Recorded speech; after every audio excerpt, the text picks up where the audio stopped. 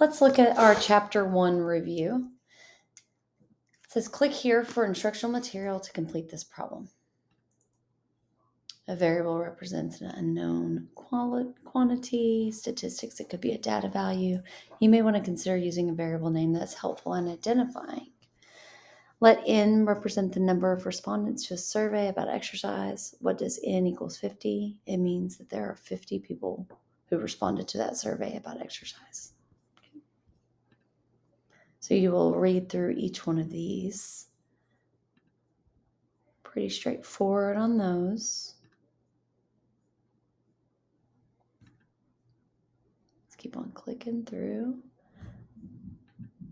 Instructional material. So here's all the information that you need in order to write your abbreviations for units of measure.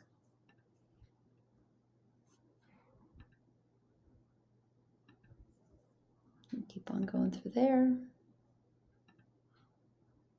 Oh, conversions. With conversions, you will look and see what is the conversion that we are doing. So in this case, it's meters to centimeters. So 80 meters equals blank centimeters. So what we do know is basic unit of measure. So centimeters. It's the basics, 0.01. Let's see. Convert meters to kilometers. So 80 meters. So we're not doing kilometers because that'd be over 1,000. So for centimeters, we would use, it would have to be over meters. So it would be 1 centimeter over 0.01. Meters would cancel. And then you would multiply the 80 times 0.01. And that actually moves the decimal over. So it'd be 0.8. So 80 meters equals 0.8 centimeters. So let's see if that's correct.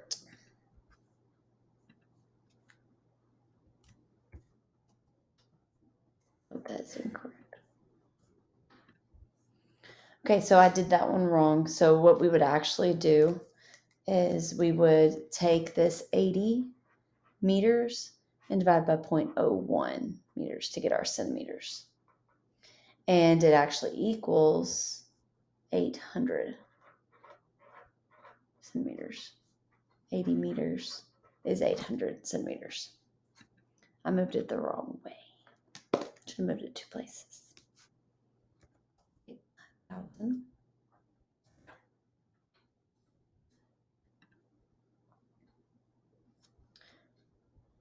3,500 meters to kilometers. So for every 1,000 meters, you get a kilometer. So if we have 3,500, we're going to divide those. We're going to take 3,500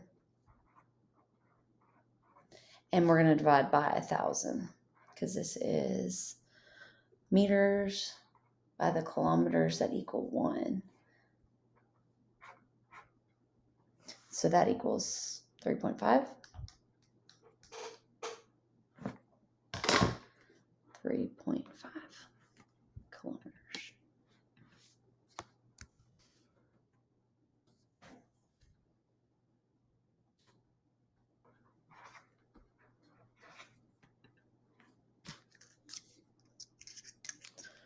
Grams and kilograms.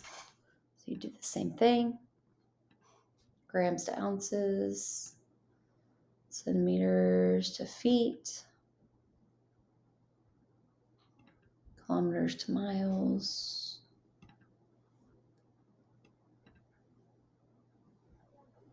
Okay, let's look at these numbers, 0, 1, 2, 3, 4, and so on. So this gives you the information about what kinds of numbers they are. If we are going by whole numbers, see how we have no decimals, and we start at 0, that is considered a whole number. Counting or natural numbers are your whole numbers, but without 0. Integers are positive and negative whole numbers, including 0. Rational is any number that can be written as a fraction, P over Q. Real numbers, any numbers written on a number line.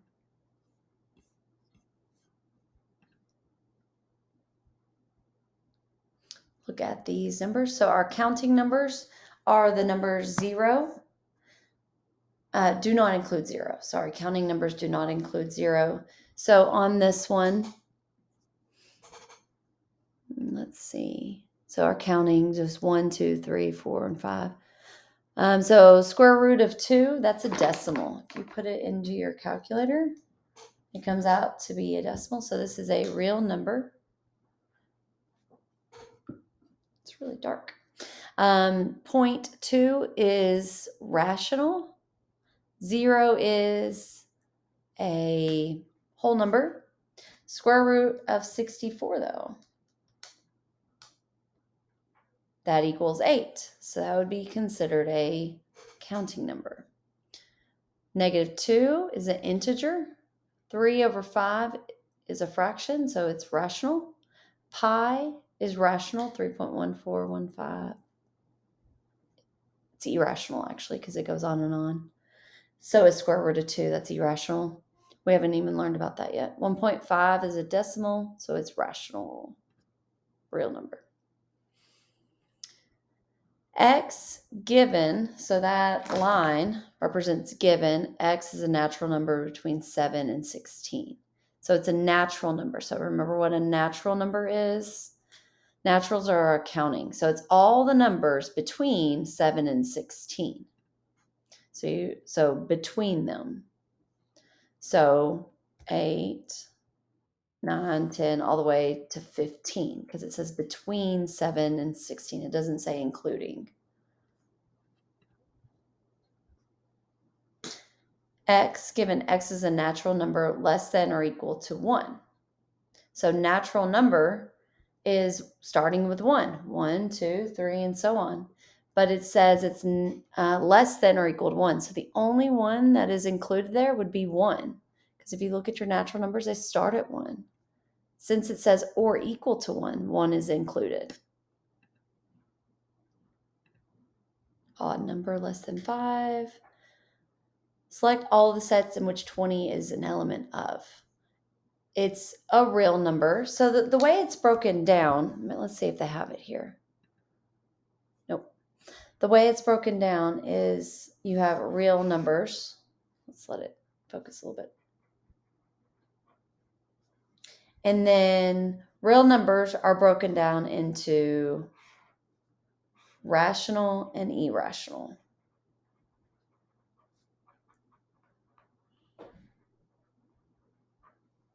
Okay, rational is anything that can be written as a fraction. Irrational is like pi, square root of 2, anything that goes on and on forever. It can't be written as a fraction. The next thing is integers.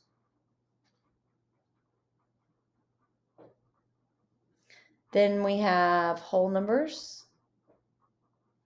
And then within that subset is our natural or counting. So this is a Venn diagram representing real, rational or irrational, and then within rational, all of these. So 20 is in all of these because it's natural, but it's also whole, it's also integer, it's also rational, it's also real. The only one it's not in this list would be irrational. So you'd click all of those.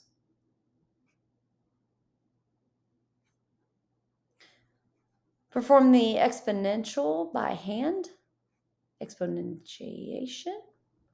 Then use calculator to check your work. So if we have, this is 24, 25, -8 squared.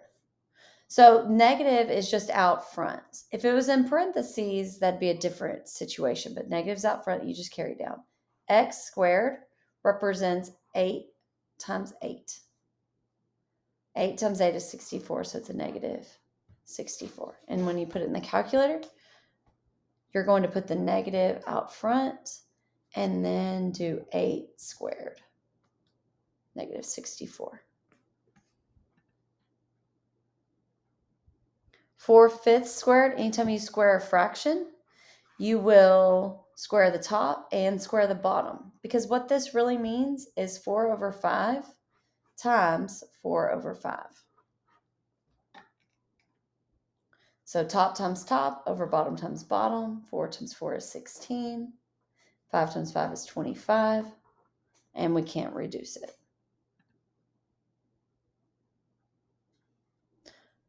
Click here for instruction. We have 2 times 2 times 2 times 2. So there's 4 2's. And then how many 3's are there? There's 2 3's. So that makes it 3 squared.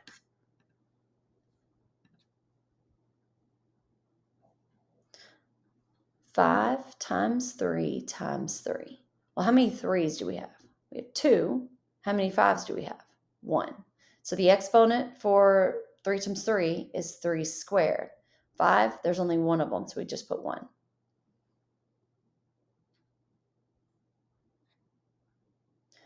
So on this one, let's see, let me change papers real quick.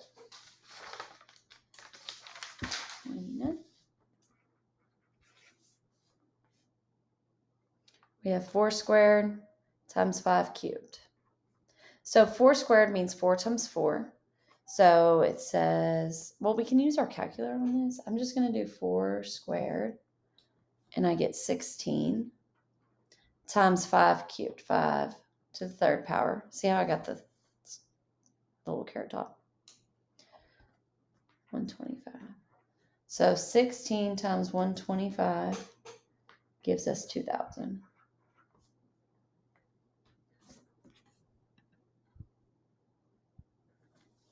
Scientific notation, use scientific notation where you have, let's say, 1.5 times 10 to the 6th power. This exponent, this is just an example. This is not this problem. This exponent is positive, so that means the number is going to be a very large number. If it was a negative, let's say 2.4 times 10 to the negative 3 means it's going to be a small number. So 10 to the 6th means 1.5, and then we are going to move our decimal over 6 places. And since it's getting bigger, I'm going to go to the right. 1, 2, 3, 4, 5, 6. And so we fill in those with 0. So 1, 5, and then 1, 2, 3, 4, 5. 1, 2, 3, 4, 5. You can put your commas in there. So that's 1.5 million. If we have a negative exponent, that means I'm going to move my decimal over 3 places but get smaller. So that means I need to put it out front. 2, 3. So that is tenths, hundredths, thousandths, 24 thousandths. Okay, so that's an example of what it is. All right, so I'm going to see if there's a different one. So if we want to get it to be 1.0 times 10 to the something. And the reason is because I want to put that decimal, I only need one number in front of the decimal. So let's see how many places we're going to move. Let's see if I can do this. 1, 2, 3, 4, 5, 6, 7, 8. And you want it right here, actually. 1, 2, 3, 4, 5, 6, 7, 8, 9, 10. So it'd be times 10 to the negative 10. I hope I counted that right. So let's see. 1.0 times 10 to the negative 10. Incorrect.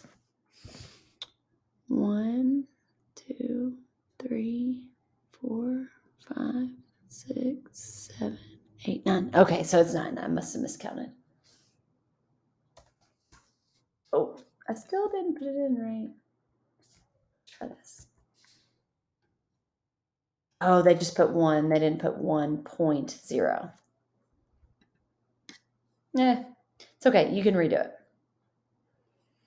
All right, this one, 100,000. So we want to move our decimal over. So this one, we know it's going to be 1 times 10 to a number that is not negative. It's going to be positive.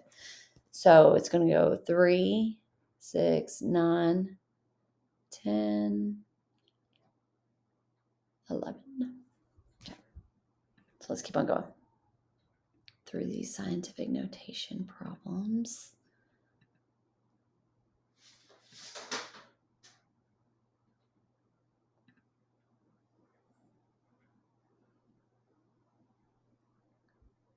Significant digits are the numbers behind the decimal. So in this case, there will be 3 significant digits. All non-zero digits are significant. Zeros between non-zero digits are significant.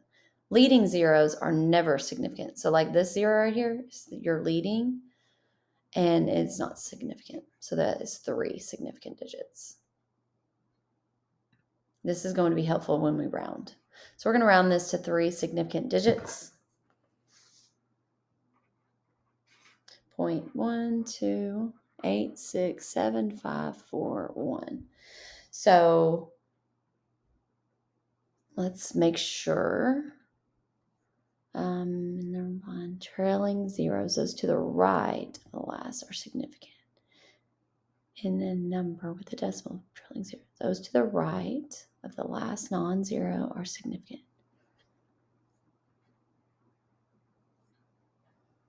3 significant digits. Round 3 significant digits. 2.06. Okay, so on this one, we have 3 significant digits. So the zeros, see how there's no numbers before the decimal or after the decimal until you have 2 zeros? So we're going to have to do the 8, 6, 7, but behind the 7 is a 5, rounding that to an 8. Round to 3 significant digits, so you will divide those and round to 3 significant digits.